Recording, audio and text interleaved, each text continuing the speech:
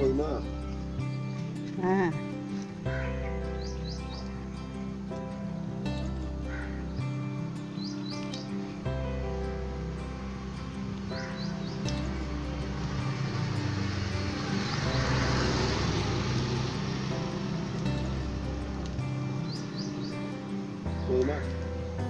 இன்னும் 2 நாள் போகிறீங்க. கீழே இலை மட்டும் பெருசாக இருக்குல்ல, முள்ளு கையில் குத்தும் பார்த்து.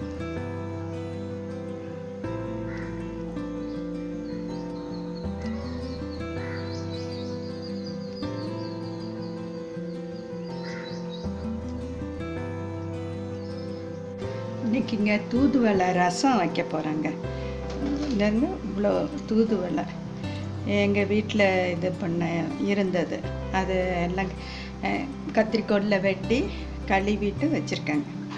சட்டியில் மிளகு, ஜீரகம், பச்சை மிளகா 2, வரமிளகா 2 எல்லாம் போட்டு வதக்கி, இதையும் போட்டு வதக்கி மிக்சியில் 1-2 அரைச்சி பூண்டையும் போட்டு எண்ணெயில் வதக்கிட்டு மிக்சியில் 1-2 உடச்சிக்கணும். அப்புறம் தாளிக்கணும். இப்போ சட்டியில் எண்ணெய் ஊற்றிருக்கேன்.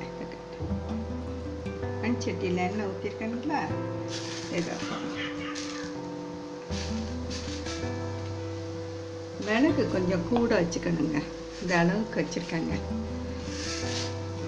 சளி பிடிக்காது கொள்ளாது உங்களுக்கு. தூதுவளை ரசம்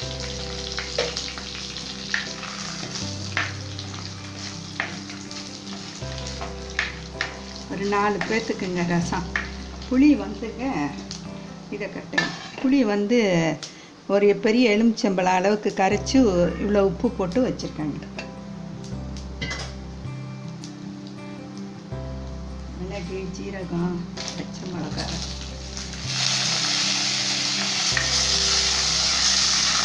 பூண்டை வதக்க வேணாம். இவ்வளோ பூண்டு போடணும்.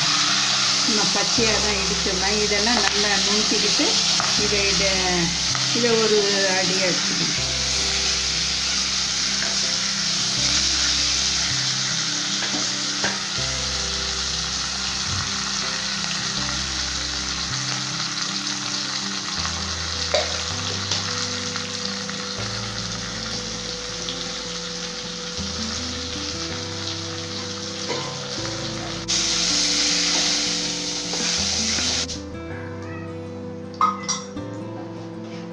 இல்லை 1/2 ஸ்பூன் கடுகு, வெந்தயம், ஜீரகம், பெருங்காயம் எல்லாம் போட்டு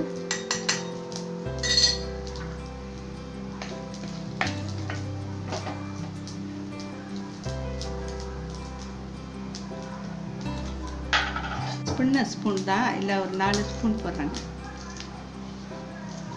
ரசப்பொடி அன்னைக்கு நுணுக்குனாங்களா அது வெட்டிக்க.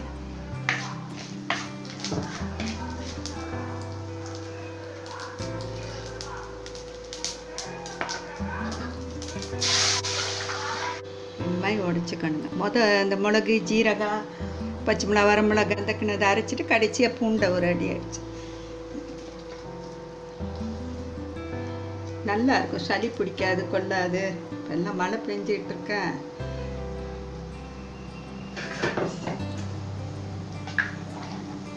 மஞ்சத்தூள் கொஞ்சம் போட்டிருக்கேங்க. இப்போல்லாம் சரியாக இருக்கான்னு செக்அப் பண்ணிக்கேங்க.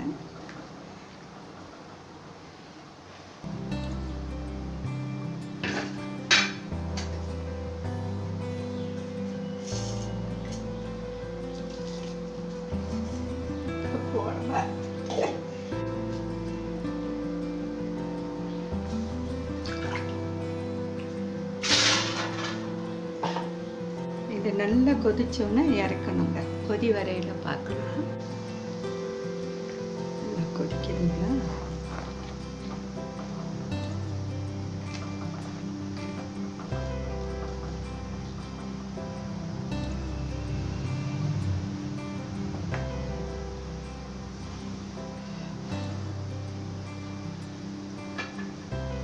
அவ்வளோதாங்க, ரெடி ஆகிடுச்சுங்க தூதுவளை ரசம்.